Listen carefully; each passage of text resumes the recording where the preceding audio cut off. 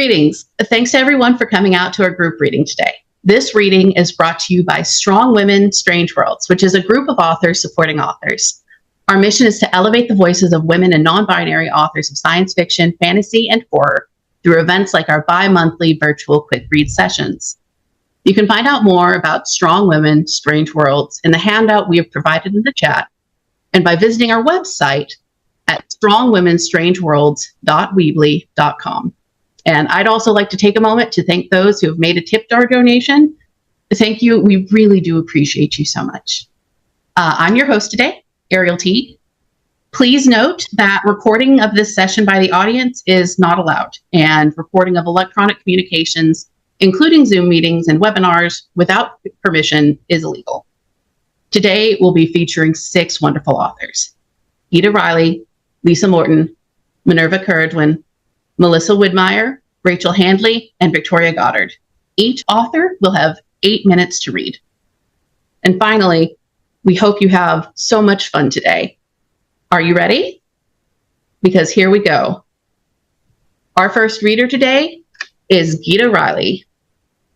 Gita Ralleigh grew up reading fantasy adventures and always wanted to write her own. While working as a medical doctor, she did an MA in creative writing and wrote short stories and poetry. Her children's novels, The Destiny of Minu Moonshine and The Voyage of Sam Singh, are published by Bloomsbury.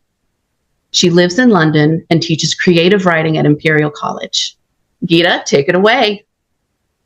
Hi, everyone. Just checking that you can hear me okay. Great. Okay, so I'm going to read a little bit from the middle of the book. And the reason for that is that my nephew, who is 8 years old, just read it. And this was his favorite part. So that's where I'm going from. In this section, Minu, who's our heroine, has to jump from the general's airship. The general is the villain of the story. Okay. Jay strapped Minu into her harness and tightened his own. "May the lady be with us," he said. Wings trailing behind him, he pushed open the safety hatch, lowered the ladder and swung out, dangling below the gondola. A rush of fierce wind gusted through the cabin. Minu gripped the bar above the hatch, her heart in her throat. Arms wide, knees bent, "And don't look down," she yelled over the howling wind. And then Jay was gone. Minu watched him drop like a stone until he managed to fling his arms wide.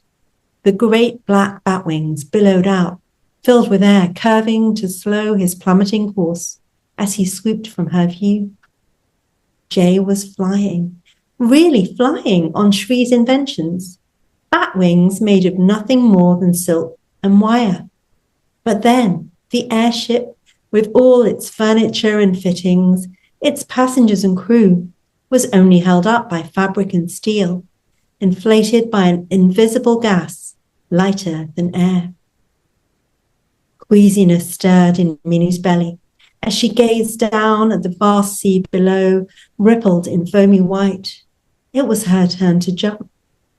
She tried very hard not to think about the sharks in Moonlally Bay.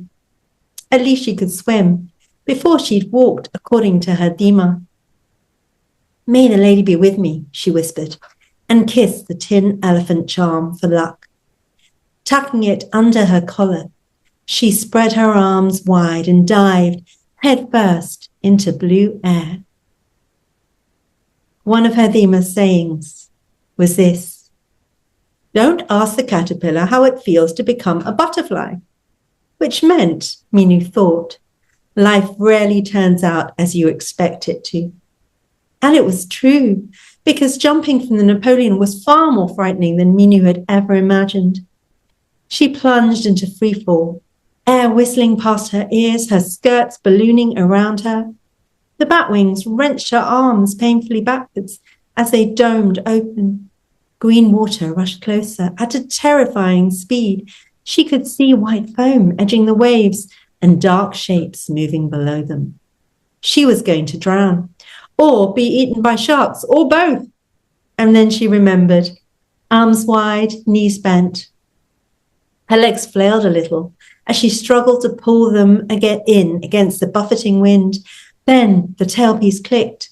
She felt a lift of air under her bat wings and relief as her harness straps eased. Minu was flying, swooping through the air, graceful as a hawk, until she landed with a painful smack, face down in the sea. She surfaced at last, treading water, coughing and spluttering, her ears still ringing from the rapid descent. The batwings trailed behind her, and tiny shoals of silverfish darted away from her kicking legs. She tugged at the harness, struggling to free herself, and then she recalled why it was so bulky. It was stuffed with kapok for buoyancy. Now she was floating. Minu rubbed her stinging eyes and scanned the horizon for Jay, but he was nowhere to be seen. Eyes streaming, retching seawater, she splashed her way slowly to the beach, dragging herself out onto the warm sand where she collapsed, groaning with the effort. The shore was empty, except for a dilapidated fishing boat and a couple of skinny cows who mooed mournfully at her. Minu sat up, unstrapping the harness, and shrugged off her wings. She emptied her boots of water, checked that the map was safe, and wrung out her soaked dress. She turned to stare out to sea. A white glare danced off the surface. Foamy waves swelled and broke on the bay's curve.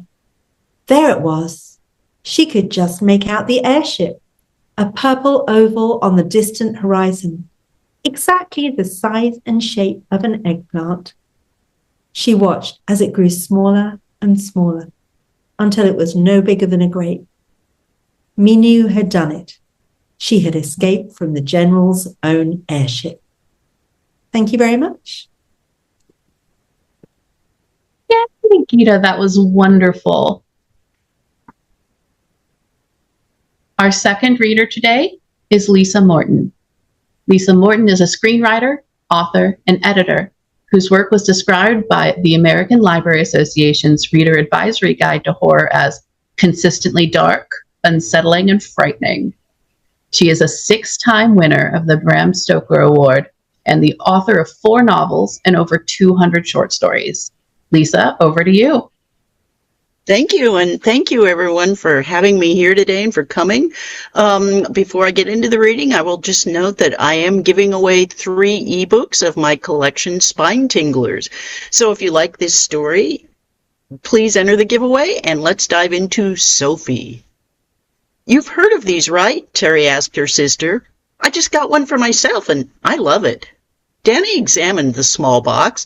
She'd heard a commercial somewhere for the Fire Friend, but wasn't exactly sure what it was.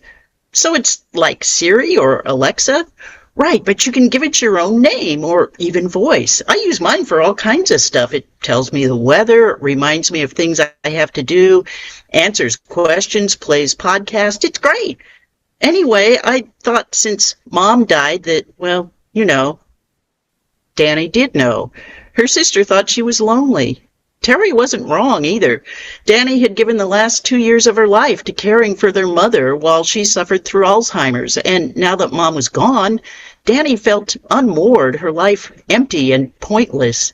Seeing Mom through her disease, watching as it stole first her mother's mind and then her basic functions one by one, had been the hardest thing Danny had ever done, but she had seen it through to the end with determination. Taking care of Mom had been a 24-hour-a-day job. Danny had given up her career, her friends, her hobbies. At least she still had the house and some money Mom had left her, but she didn't know where to restart her life.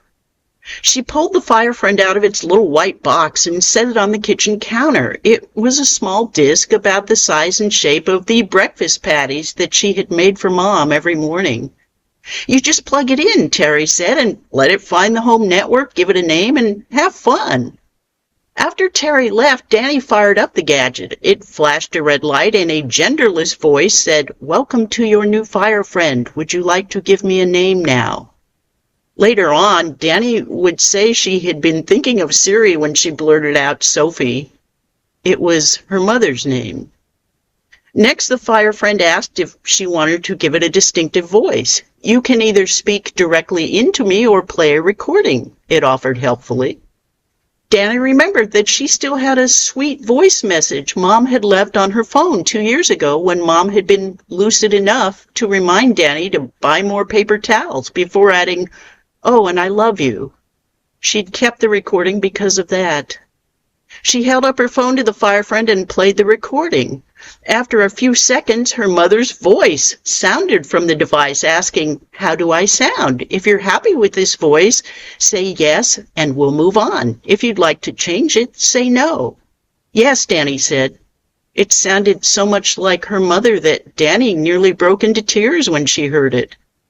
Over the next week, Danny continued on with this seemingly endless work of wrapping up her mother's estate and putting out a few job inquiries.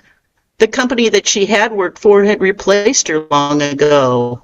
Of course, they were at least sympathetic as she told her that they had no openings. Somehow in between working on bank accounts and death certificates and resumes and job listings, she kept finding herself in the kitchen, asking her fire friend, Sophie, meaningless things, just to hear the response. "Sophie, tell me a joke. Sophie, read me the news. Sophie, who was Abraham Lincoln?"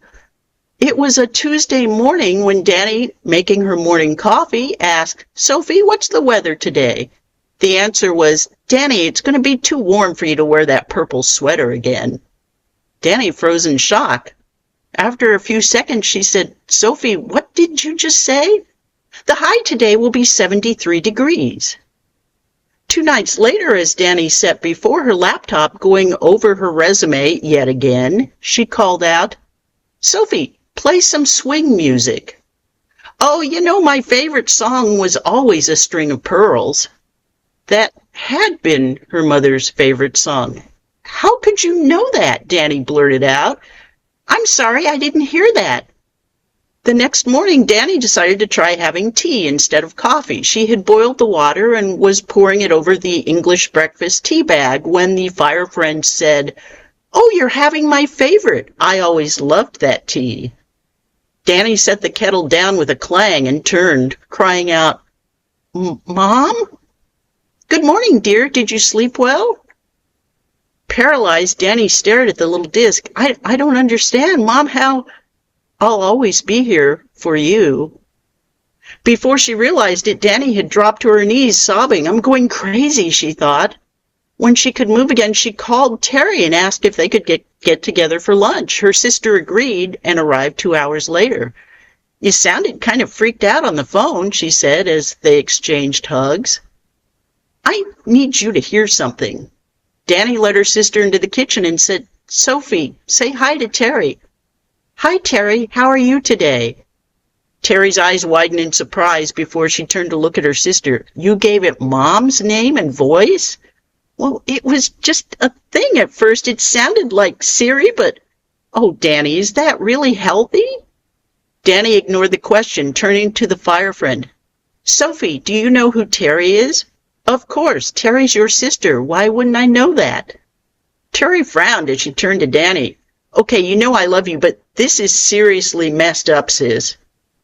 "Yeah, but I didn't tell it to say that, Terri. I think it somehow is Mom." "Danny," Terri took a second to inhale before continuing, "it's just algorithms, AI. They spy on us, you know. It probably found old text with Mom or something and is using those. It is not her. She's gone, okay?" After Terri left, Danny thought about what she had said. Maybe Terri was right. When Danny thought back about all the things the fire friend had said that sounded like Mom, she realized they were all things she might have mentioned in text or bought for Mom, like how 3 months ago Danny had put A String of Pearls on her phone and played it for Mom, who had hummed along with it, or how many times she had ordered English breakfast tea for Mom. Maybe she should unplug this thing, throw it out now. "Please don't, Danny," it said just then. "What?" Danny gulped in a suddenly dry voice. "It's really me," her mother said. "Sophie?"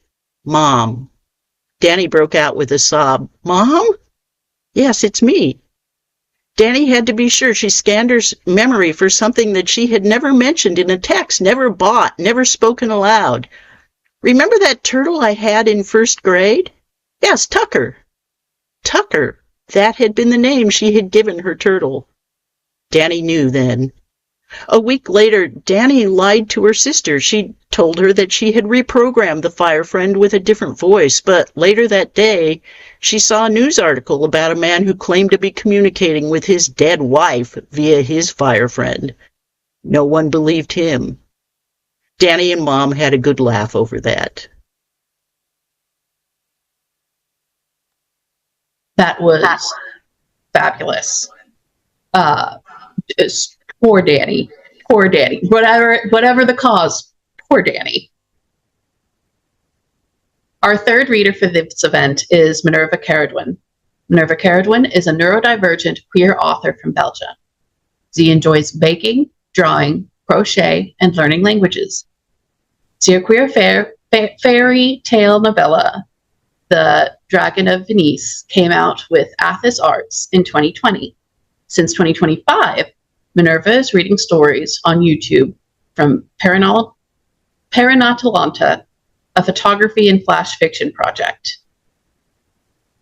Minerva, handing it over to you. Thank you.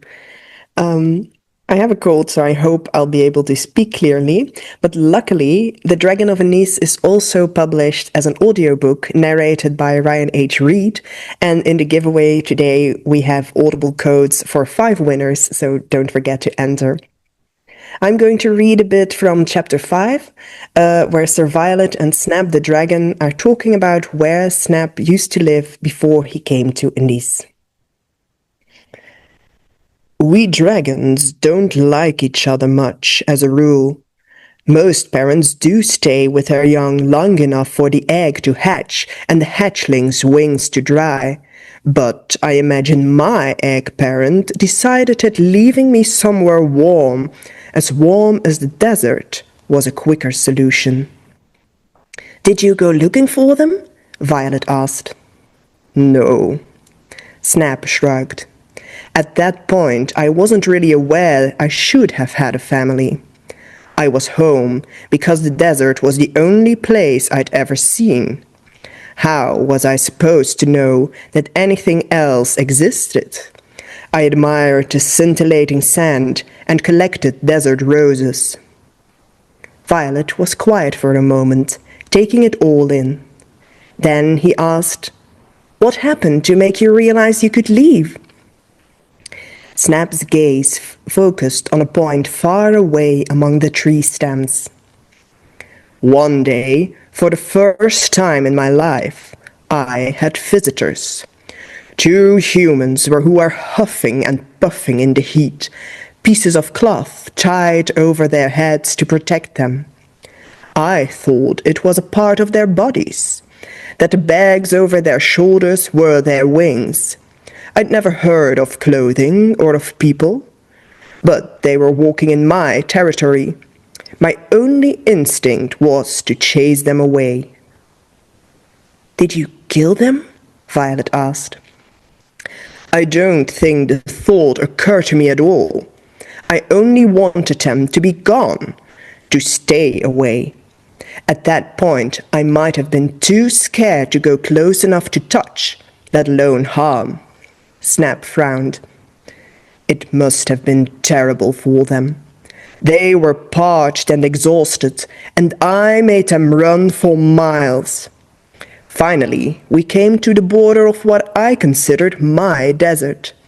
I'd never given it any thought why, but there was a small gathering of houses, so I suppose my distrust of other living creatures had kept me away all that time. I let them go then, and returned to my nest, feeling very good about myself. I had shown them. I was the master of this desert, and no one could take that away from me. And yet you didn't stay, Violet said. No. When I returned, I found that 2 of my favorite desert roses had disappeared. They were the only things I had managed to hoard here. There. They aren't plants, but structures of crystals in the sand. I haven't seen them in years, but I think I would still appreciate their beauty. However, at that time, I only cared that they were mine. Somehow, before I had even noticed that those humans were there, they must have stolen them. I turned around immediately and flew all the way back to the houses. But of course, they were no longer there, waiting for me to attack them and claim back my prizes. I circled the village several times, but I caught no trace of them between the other screaming and crying people. And so I moved on, further away from the desert. Ahead, I saw something in the sky, and at first I thought it was a bird. Those sometimes traveled over the desert, but seldom landed, and so they had never really bothered me. But then I saw that the shape was wrong. There was a flat surface, and on top of it the figures of two humans sitting down. Later, I learned that I had been chasing a flying carpet. Its magic made it rush from me at a speed I could barely keep up with, and they had quite a head start. But I never gave up. Beneath me the landscape changed. It was no longer the red and yellow of the desert, but there was blue of water and green of plants. I never halted to appreciate it. My only goal, my only thought, was to catch them. The sun set and rose again, and I had a feeling that we had traveled halfway across the world by the next evening. I was so tired that I hardly noticed we were descending. The carpet landed in front of a cottage surrounded by trees. And so I landed too, but I was too exhausted to attack. I just stared at the pair, and they looked back at me, until they finally decided they dared to move. The man stayed, never breaking eye contact, while the woman went indoors. She returned with a bucket of water and set it down in front of me, and waited. Even I was thirsty after a journey like that, but I did not drink. She stepped closer and closer, and when her hand landed on my back, I was too startled to snap. I kept as still as I could, and she patted my scales. Her hand was cool and soft and small, and there wasn't any scalding sand scratching at my skin. When she stopped, I followed her hand without thinking, and she laughed. Somehow I knew that it wasn't some aggressive cry. Somehow I was starting to trust her. Eventually I drank the water, and when they fed me, I ate. The man too patted me, and he introduced himself and his wife as Thistle and Acacia. I said nothing, but I stayed, wishing so badly to be petted and talked to that I had forgotten all about the desert roses. The next day I did remember their theft, but they were still kind, and I decided that I was in no hurry to leave. The air was fresh, both moss and grass were more pleasant to roll in than sand, and a small brook running behind the cottage contained enough water to make it splash when I hit it with my paws. They let me experiment, watching fondly or carrying on with their own business, and by evening I felt very strange. It was like energy was racing through my veins, like I could easily take another flight like the one the day before, except that I did not want to move away from this place. I was happy.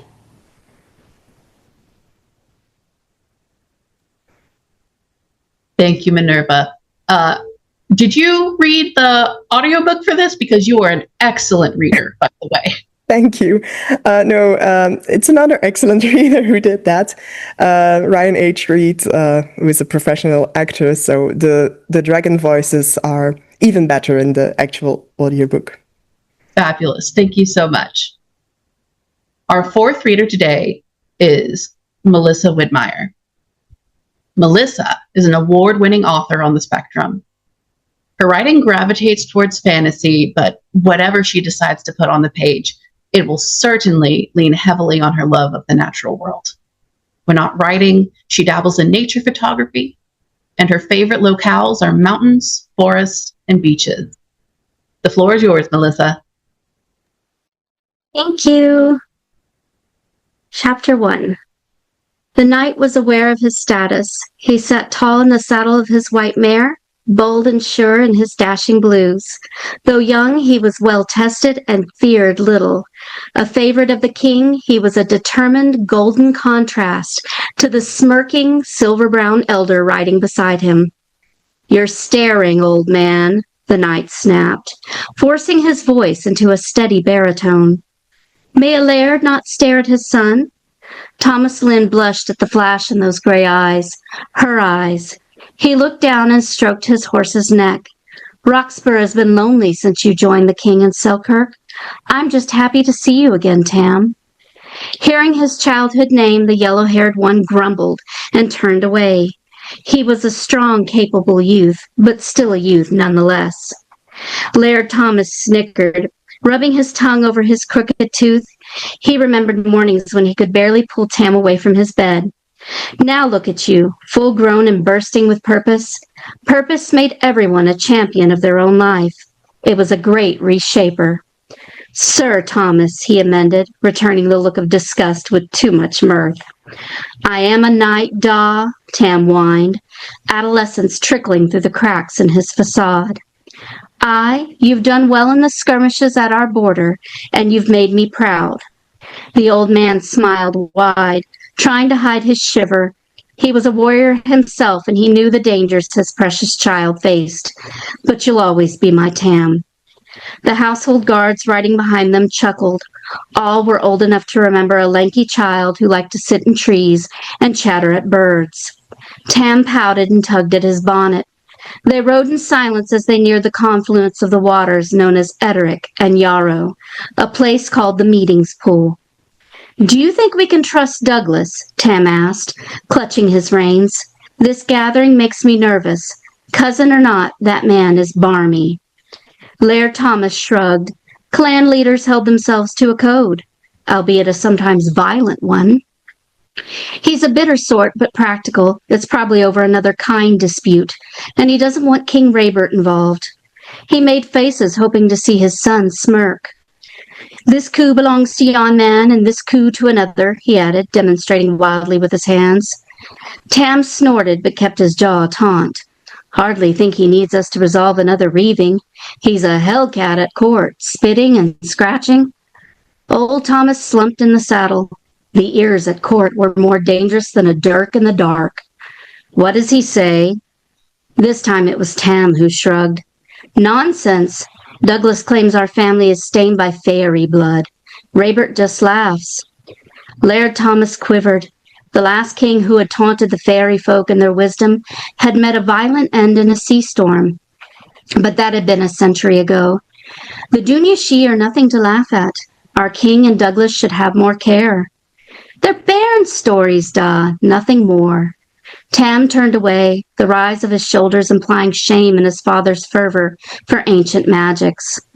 Laird Thomas summoned that charmed gaze back with the touch of a hand.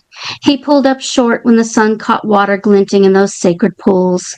"And what if they weren't?" he whispered, praying for that once Tam could see the wondrous too. "Then I would stand against them. The Dunyashee are unseelie devils."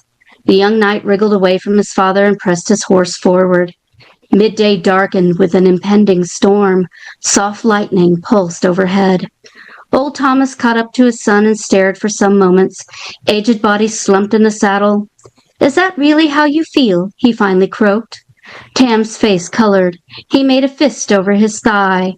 "I'm a God-fearing man. I won't tolerate spirits of darkness." The world wept softly. Spring rain combed over them, undulating gently. It evoked a memory of beautiful Leofwin, raking slender fingers through soft golden waves. Old Thomas wiped all evidence of woe from his face. "Ah, lad, some of the Dunyashee are troublesome, but most are decent enough." "What do you mean?"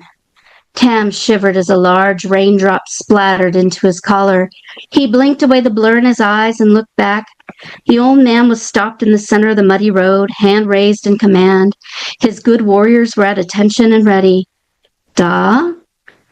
An arrow cut through gentle waters, fortunately glancing off a guard's chainmail. Several more buzzed past a silver birch, finding no purchase. Dark shadows advanced from the south. Ambush! The noble party instinctively turned northeast toward Selkirk. They're layered in the lead. Tam had to push his mare hard just to catch up. Douglas is more daring than I thought, his father shouted. Hie ye to the woods, lad. Go to Carter Haw. Hurry. He gestured to his men. They dismounted in a flurry and took up defensive positions near a green-gray thicket of spindle. The young knight tried to join them. Old Thomas shoved him back into the saddle before his foot could leave the stirrup. I fight beside you, Tam hissed, wincing as another shaft knocked into an aged poplar. Laird Thomas set his silver jaw. Lad, for love of your mother I made a vow, and I will not break it for all the joy in Christendom. Ride to Carter Hall, I commanded. A son might disobey his father, but a knight could not defy his laird. Tam wiped his eyes and didn't look back as he pushed his mount up the road north and then west into the trees. Carter Hall was a place he knew well. His mother had always loved the wild, white roses there. She would take him to the pretty glade whenever they were summoned to court from Roxburgh, singing and laughing as they went. There was nothing to be merry about now. There hadn't been for a long while. Tam's mare stumbled on the rain-slicked stones as they crossed the yarrow. Her forelegs shied when they touched the shore. Come on, lass. Come on, Hareswith. Almost there. He vaulted from the saddle and dragged her through the bramble. The woods were a riot, green and deep and ancient. With the storm intensifying, a man might think night had already fallen. Relying on rooted memories of his youth, Tam caught the sweet scent of his quarry on the breeze and hurried to it. The roses were full and fair in high spring. He settled into the small clearing, centered in a patch of still dry earth, and looked around. Rain pattered like a lullaby. Now what? A familiar cat-purr sound tickled his ears. Are you in peril, lad? Tam jumped and whirled, shocked to see a withered old woman wandering the wet woods. Grandmother? You shouldn't be out here. He embraced the gentle lady and looked up deep into her muted eyes. Da was ambushed, he told her, trying to keep the fear from his tone. We must go to the king. He will send someone to help. Grandmother looked up and smiled her usual loving smile. She stroked a lock of yellow hair that pushed out from under his bonnet. I am here to help, child. Before he could inquire, she knelt down without even a grunt and put her hands to Hareswith's flank. The horse jolted, placing a pressure onto its formerly sore leg. Tam stumbled back, gazing into eyes that now seemed to glow with purpose. How did you? He crossed himself with a shaking hand. Holy Father, Blessed Virgin, protect me. The old woman smirked, wild pride radiating from what he once thought a humble matron. They have no jurisdiction here. Oh, I can't wait to learn what happens next. Excellent, Melissa. Thank you. Our fifth reader for the afternoon is Rachel Handley. Rachel Handley is a poet, science fiction author, and academic, based in Liverpool, UK. Their writing has been published by the Liminal Review, Sonder Magazine, and Poetry Ireland, among others. Their debut story collection, Possible Worlds and Other Stories, was published in 2022. In 2023, their short story, The Sound, was longlisted for the BSFA Award. Rachel, over to you. Thanks, everyone. So I am going to read the story that Ariel just mentioned. And then, depending on how much time we have, there's another tiny, tiny little story that I might include. So this is The Sound. We didn't realize at first that the plants were singing. We mistook the sound for a scream. Each day the noise increased. A news channel quickly made a gimmick-filled segment on local plant sounds, the sounds of towns, and people would send in recordings. It took longer for the city folk to hear the plants. At first they thought it was a hoax. The recordings made us rural folk intrigued. The recordings made us rural folk intrigued. Wait, no, I did that wrong again. Sorry. The recordings made us rural folk. The recordings made by us rural folk intrigued the people of the city. They wanted to experience the sound for themselves.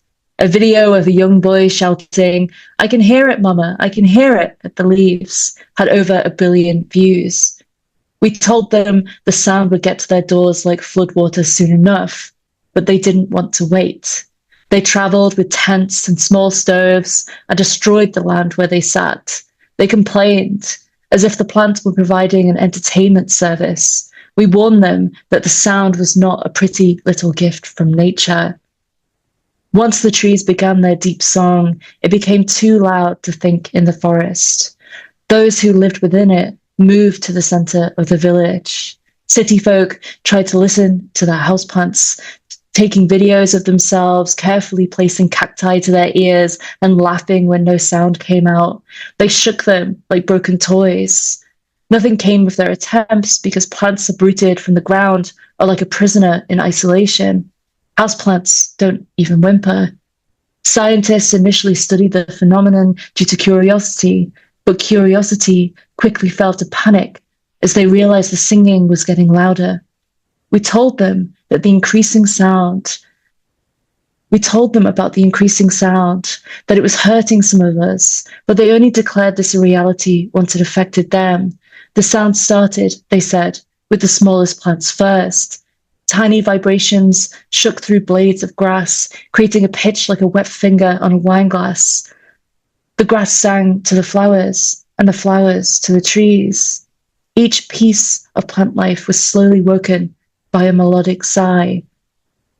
As the sound increased, so did our fear. People started to set forests alight because they were desperate for silence. Some of us protected the plants, forming a circle of joined hands around the baritone oaks, laying our bodies over the grass to protect it. City folk poured cement onto anything green. Sometimes someone claimed the plants had gone silent, only to find their eardrums had burst overnight. The singing became a roar, which some took for violence. News channels shifted from local sound segments with delighted children to scenes of tired adults armed with fire. Humans everywhere started to scream at the plants, trying to match their sound. When we could no longer hear our own screams, we prepared for death. On the news, we saw recordings of soundless humans shouting at the ground. A scientist, barely a few weeks into her job at one of the city's labs, started to collect the recordings of every news channel. Rather than follow the lab's strategy to analyze the sound by picking plants apart, she decided their behavior needed a closer look. The things she noticed saved us all. The recordings, especially the ones from before the fires, caught glimpses of children singing to the plants. The plants replied to the children in song. The world was now too loud to hear these exchanges, but the different volume outputs had been recorded. Evidence of the effect of singing to the plants was compiled quickly. In the face of a burning world, we started to sing instead of scream. At first, nothing happened. People laughed at themselves, and then the anguish returned to their faces. We rural folk persisted for the longest, lying down on the grass and singing whatever tune came to us. Slowly, the sound reduced until it was a whisper, and we made sure to always whisper back. So I don't think I have time for another one, so I'll probably leave it there. Sorry for the stumbling over the words there. I just had a full day of lecturing, so my brain is broken. Well, then we're even more grateful that you came here to read with us. Excellent story. Thank you. Our final reader for the day, for this session, is Victoria Goddard. Victoria Goddard is a writer of fantasy. She is a keen gardener, an inveterate book collector, and has a PhD in medieval studies. She currently lives in a cozy farmhouse in the Canadian Maritimes. Victoria, over to you. Hi. Oh, I thought I'd put my video on. Just a second. There we go. Hi. Oh, okay. There we go. Hi, everyone. I am reading from a unfinished story, which will hopefully be out later this year. I'm not giving a date for it because that has tripped me up in the past. However, the characters are to be found in other stories of mine. This is the third book in the Red Company Reformed series. It is kind of an entry point as well. So it's the inalienable possession. And this is from chapter 1, in which our heroine does not intend to have an adventure. The Red Company was reforming again at last. And in the fortnight since she had embarked on this new phase of her life, Julinar of the Sea was quite pleased to say she had managed to gather half her old friends together. Fitzroy Angersell the poet, Maceo Umrit the smith, Julinar herself, and first Pally of Ramapool, and now Pally's younger sister Sardit. After a fortnight of Pally and Fitzroy's strong personalities clashing horrendously, Julinar had also been exceedingly glad to enter what turned out to be Sardit's delightful bakery in the Voonran village of Seven Mills, and find Sardit overflowing with superlative baked goods, excellent advice, and the desire to spend some time alone with her sister. Pally and Sardit had accordingly gone off together this morning, while Maceo opted to stay in the village. Julinar and Fitzroy decided they would take the opportunity to visit Quair. This was a town some 5 miles down the canal, where there was, so Sardit informed them, 2 bookstores, an instrument maker, a cheesemonger, and an excellent cooperative craft market, which covered most of their mutual interests. Upon departure a little after dawn that morning, they told Maceo they might be back that evening, or perhaps the next day, depending on how long they spent about the bookstores. Or it might be longer, said Maceo, with a sly glint in his brown eyes. He was seated in Sardit's brightly painted kitchen, eating one of her superlative pastries, and looked very happily ensconced there. If, the smith continued, you find yourself an adventure. I doubt we will, following a canal towpath, Julinar replied flippantly, being preoccupied with finishing her own pastry, though even as the words left her mouth, she knew that she was asking for trouble. Fitzroy had once been infamous, was in fact renowned the 9 worlds over, for being able to trip over a rock and land in literally another world. He had fallen quite on top of Julinar on that very memorable occasion when they first met. Fitzroy always had a tremendous story about what had befallen him when he reappeared, whether it was an hour or a day or a week or 30-odd years he had been gone. Though Julinar, for one, would have liked to have known in advance that the reason for said 30-year absence was not because he was actually a trickster god in disguise, but because he was secretly the second heir of the Empire of Estandalaz and had been summoned back to become emperor upon his uncle and cousin's untimely deaths. No one could expect a trickster god to admit to it. But that was the sort of thing she thought someone might have mentioned at some point in the process of transitioning from having the sort of minor adventures one could, for instance, write home to one's parents about, to becoming a major folk hero who was a known rebel against an official enemy of said empire, for instance. Unfortunately, this was a discovery of the past fortnight. Julinar had not yet managed to get her head round it. The road from Seven Mills was broad and level and impossible to mistake. To the left, which she took to be the northeast by the sun, were orchards of almonds and apricots in full pink and white bloom, and behind them the steep ridge of wooded foothills lining the broad valley they were following. It was early spring, and the grey trees were veiled with chartreuse and russet overtones as their buds swelled and broke in the crystalline sunlight. On the far side of the canal were undulating misty meadows where the small Dundee cattle and speckled goats of the region grazed. The grassy verge between the stone edging of the canal and the grey-gravelled road was planted with white and pale yellow jonquils by the thousand. No one on Alinor would have planted jonquils like that, Julinar mused as they walked beside the fragrant ribbon flowers for half an hour and a half. Nor was Alinor home to such wonders as the giant eagle cruising high above, but not so high above she could not see the telltale wing patches of the horse-eating raptor, or her walking companion beside her. Fitzroy Angersell was a tall and lean man, very dark-skinned, with striking amber eyes that shone like liquid gold when the light caught them or his magic stirred. Today he wore green hose and a peach-colored tunic and high black leather boots, and over this, open robes of glorious, fiery, vermilion-shot silk. To complete his storybook wizard ensemble, he had his bag of unusual capacity tucked across his tunic under his robes and a long wooden staff in his hand. Although this was plain wood and did not possess any magical properties, it made a pleasing thumping sound as they walked. Julinar liked it. Whether he held it in his right or his left hand depended on who was walking beside him, and a blister which he was trying to hide. Julinar had so far forborne mentioning the salve and bandages she had in her supplies. She was not his mother, and he could ask for assistance if he wanted it.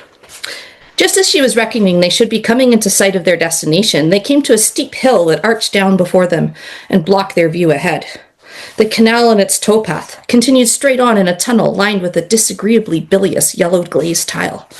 Cool wind blew the odors of cold stone and rust and something musty and almost musky towards them, overwhelming the last of the jonquils. She stayed back as Fitzroy approached the tunnel mouth, his staff going tuck, tuck, tick as he moved from the road to the paved floor of the tunnel itself. His vermilion robes flared and shimmered as the fabric moved in the wind. "Doesn't seem to be long," he observed in his melodious, resonant voice. "I can see the other end."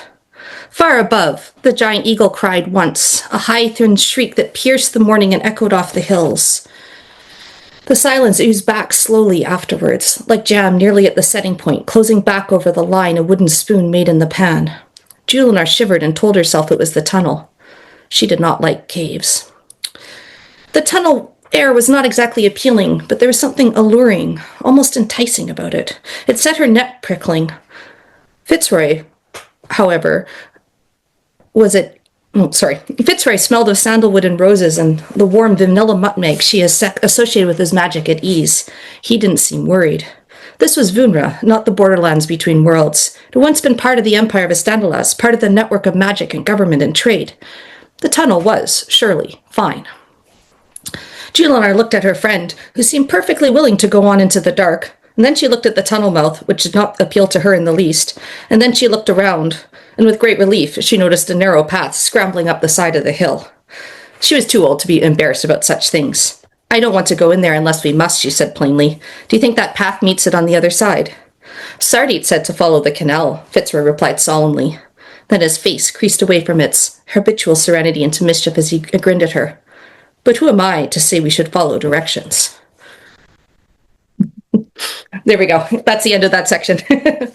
As I said, it's an unfinished story. However, Julinar comes up in Daring Do for Beginners, in which she and Fitzroy meet each other for the first time. And also there's the return of Fitzroy Angersell and the redoubtable Pally of Ramapool, which take place before this one starts. And this will be out later in the year. And I've got a giveaway in on the sheet there for a basically any free ebook from my site if you're interested in my writing in general. So thank you. Awesome job, Victoria. Thank you, our readers, and thank you to everyone who came today.